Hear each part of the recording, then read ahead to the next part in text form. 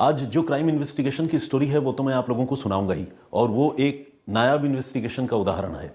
लेकिन इसके अलावा आपको एक ऐसी घटना के बारे में भी बताऊंगा जिसे सुनकर आप सोचने पर मजबूर हो जाएंगे कि हमारा समाज किस तरफ जा रहा है।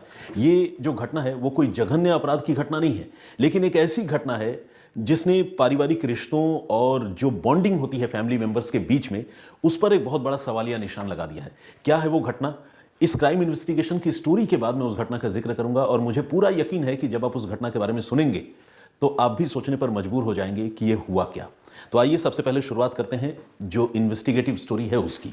ये मामला राजधानी दिल्ली का है और तारीख है 15 दिसंबर की, यानी इसी महीने की बात है, 15 दिसंबर। 15 दिसंबर को दिल्ली के करोल बाग इलाके में एक ऐतिहासिक पार्क है, हिस्टोरिकल एरिया है, उसका नाम है अजमल खां पार्क। इस अजमल खां पार्क में लोग बैठते हैं, घूमते फिरते हैं, तफरी करते हैं। तो एक रिक्रिएशन की अच्छी जगह है ये। शाम का वक्त था 15 दिसंबर को, और आजकल आपको पता ही है कि मोबाइल पर रील का बड़ा चलन है, खासकर नौजवान लड़के लड़कियां बहुत रील्स बनाते हैं।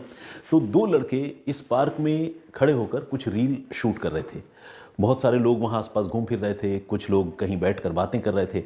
अंधेरा अंधेरा घिर रहा था, और इसी अंधेरे के बीच में दो तीन लड़के एक जगह झाड़ियों के पास में बैठे हुए थे। इन दो तीन लड़कों ने इन दो लड़कों को जो रील बना रहे थे उनको देखा, और रील बनाने वाले लड़कों को रोककर उनसे माचिस उन्होंने मांगा।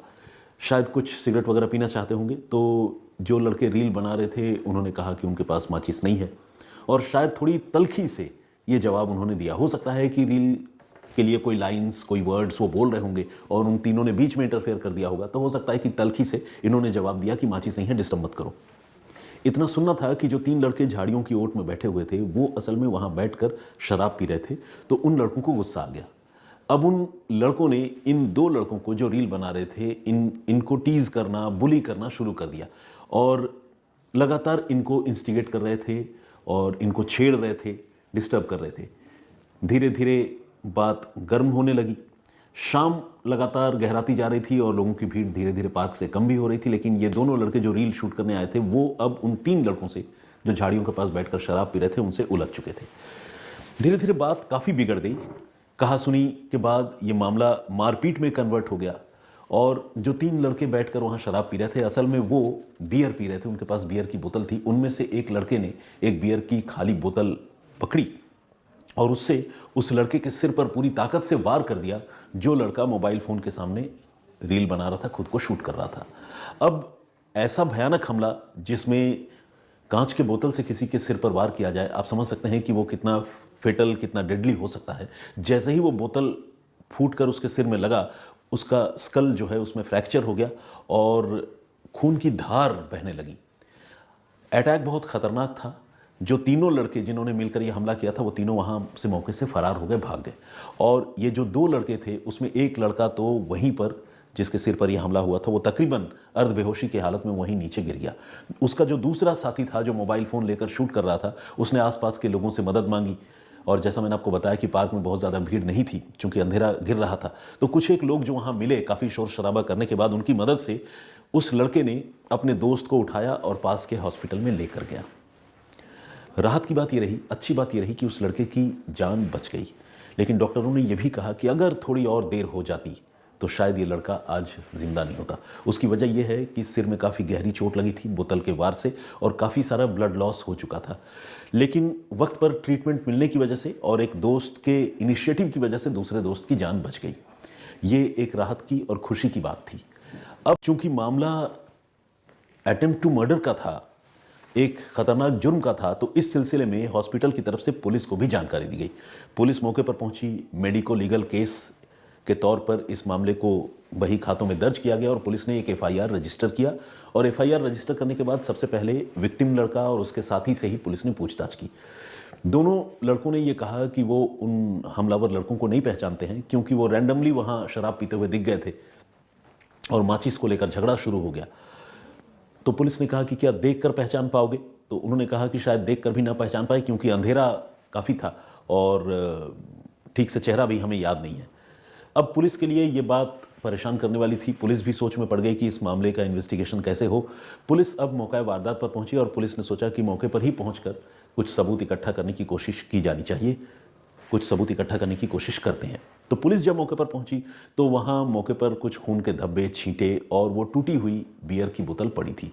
इसके अलावा वहां और कोई भी चीज़ नहीं थी। और जैसा कि आप जानते हैं, पार्क एक ऐसी खुली जगह होती है जहां आमतौर पर सीसीटीवी कैमरे अंदर में तो पार्क के नहीं होते हैं।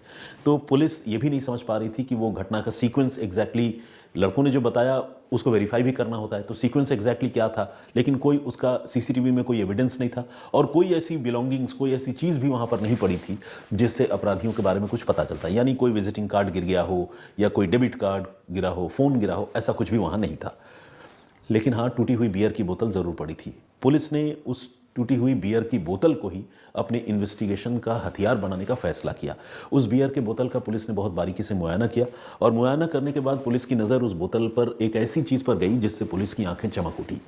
बियर के बोतल पे जो बारकोड होता है, आमतौर पर बहुत सारे प्रोडक्ट में आजकल बारकोड होता है, आपने देखा होगा, वो बारकोड बिल्कुल इंटैक्ट था। मतलब बोतल ज़रूर फूट गई थी लेकिन वो हिस्सा ख़राब नहीं हुआ था जहाँ पर वो बारकोड प्रिंट हुआ था। तो पुलिस ने उस बारकोड की तस्वीरें ली, बियर के उस टूटे हुए बोतल के हिस्सों को भी बरामद किया और इसके बाद पुलिस ने उस बारकोड के सहारे उस दुकान का पता लगाने का फैसला किया जिस दुकान से बियर की ये बोतल खरीदी गई थी। पुलिस ने आसपास के दुकानों से कांटेक्ट किया और खुद भी उस बारकोड को स्कैन करवाया।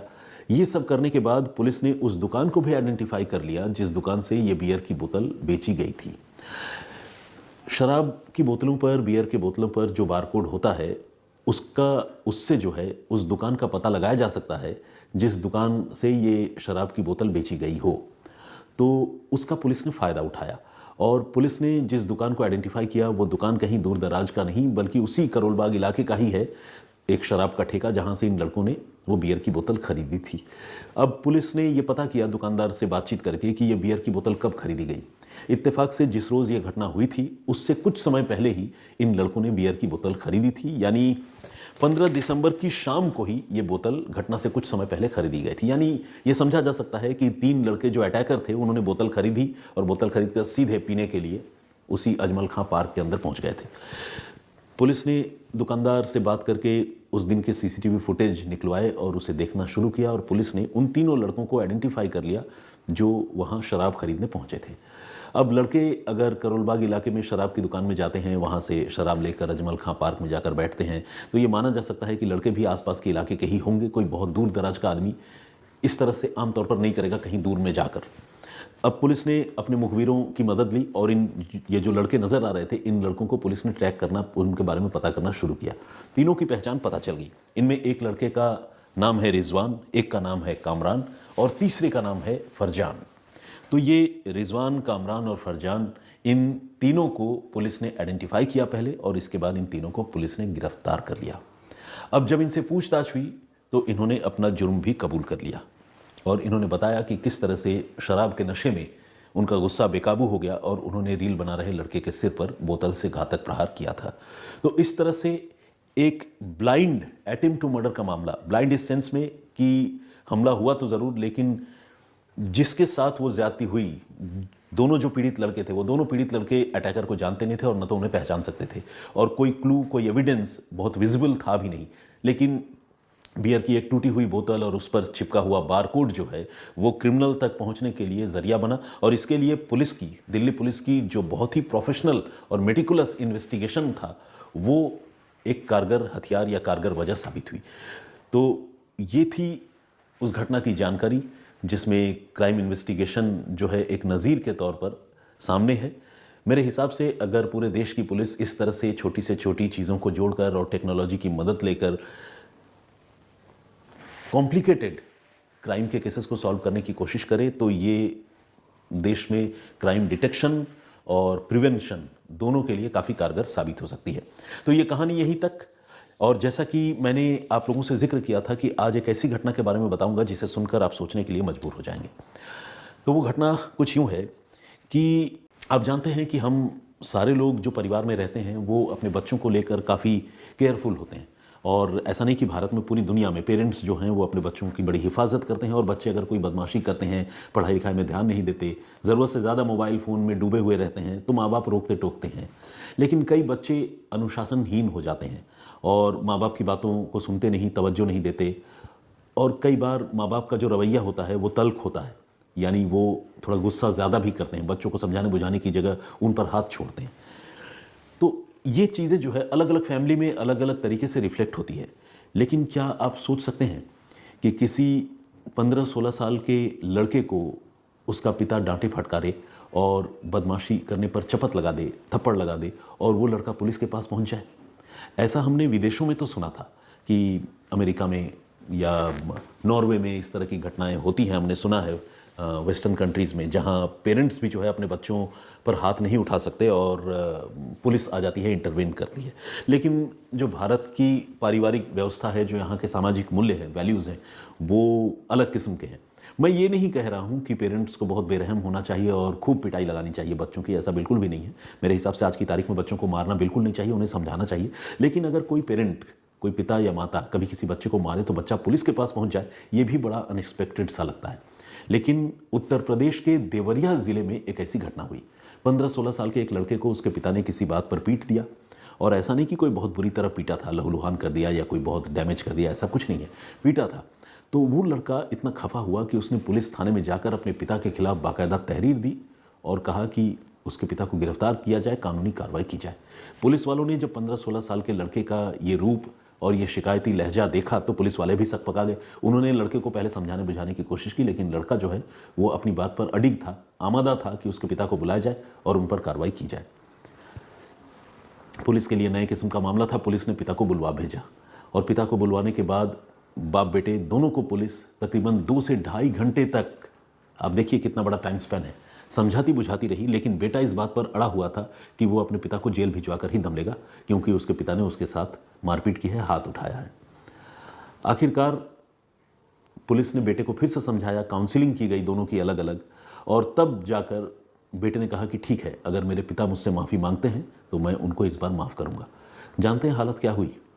पिता को अपने बेटे के पैरों पर गिरना पड़ा, और घुटनों के बल अपने बेटे के पैरों के पास गिरकर उस पिता ने हाथ जोड़कर अपने बेटे से माफ़ी मांगी, और तब जाकर उस बेटे ने अपने पिता के खिलाफ दी गई तहरीर वापस ली, और बाप बेटा दोनों घर पहुंचे। इसमें लीगल पहलू क्या है उसके बारे में अगर हमारा कोई एडवोकेट फ्रेंड है, मान लीजिए अगर आप में से कोई एडवोकेट है जो सुन रहा है, तो इसके बारे में आप थोड़ा बताएं तो मेरे लिए भी एक ज्ञानवर्धन वाली बात होगी और बाकी हमारे दर्शकों को भी पता चलेगा। क्योंकि आमतौर पर जो नाबालिग बच्चे होते हैं उनका कस्टोडियन तो उनके पेरेंट्स होते हैं, और अगर किसी बच्चे के साथ बहुत ज़्यादा ज़्यादती होती है और बच्चा अगर जाकर पुलिस को कंप्लेन करता है तो उस मामले में NCPCR, national commission for child rights जो होता है, उसके जो लोग हैं, काउंसलर्स होते हैं और जुडिशियल पावर वाले कुछ अधिकारी होते हैं, वो इस तरह के संजीदा सीरियस मामलों में इंटरवेन करते हैं, और फिर बच्चों को अलग से रिमांड होम में रखा जाता है और माँ बाप से उनकी कस्टडी ले ली जाती है। इतना तो मैं जानता हूँ। लेकिन क्या इस मामले में भी ऐसा कुछ हो सकता था? और अगर कोई बच्चा, मान लीजिए, क्योंकि ऑब्वियस सी बात है बच्चे उतने मैच्योर तो होते नहीं, बच्चे अगर मामूली बात पर ही अपने किसी पेरेंट के खिलाफ कंप्लेन कर दे और ऐसा मामला पुलिस या थाने में पहुंच जाए, तो उस तरह के मामलों को कैसे डील किया जा सकता है? कानून इस पर क्या कहता है? ये सोचने वाली बात है। खैर, कानून का मसला अलहदा है, उस पर हो सकता है कि हमारे कोई एडवोकेट फ्रेंड राय दे जो हमें सुन रहा हो। लेकिन मैं ये सोचकर थोड़ा व्यक्तिगत तौर पर परेशान हूँ कि एक पिता के इमोशंस को और उनका जो लगाव होता होगा अपने बच्चे के साथ, उसको कितनी बड़ी चोट पहुंची होगी, उनका दिल कैसा टूटा होगा जब बेटा उन्हें जेल भिजवाने पर अड़ गया होगा और पिता को उस बेटे के पैरों पर गिरकर माफ़ी मांगनी पड़ी होगी। ऐसा क्यों हुआ? ये बहुत सोचने वाली बात है और इस पर विचार करना बहुत ज़रूरी है। ये एक परिवार का नहीं बल्कि पूरे समाज का मामला है मेरे हिसाब से, और एक शोचनीय विषय है। तो खैर, इस पर भी आप अपनी राय दीजिएगा, और जो पहली कहानी मैंने आप लोगों को सुनाई उस पर भी अपनी राय ज़रूर दीजिएगा। मैं फिर हाजिर होऊंगा किसी और कहानी, किसी और वाक़ये के साथ। तब तक अपना बहुत ख्याल रखिए, सुरक्षित रहिए और मुझे इजाज़त दीजिए। जय हिंद, जय भारत।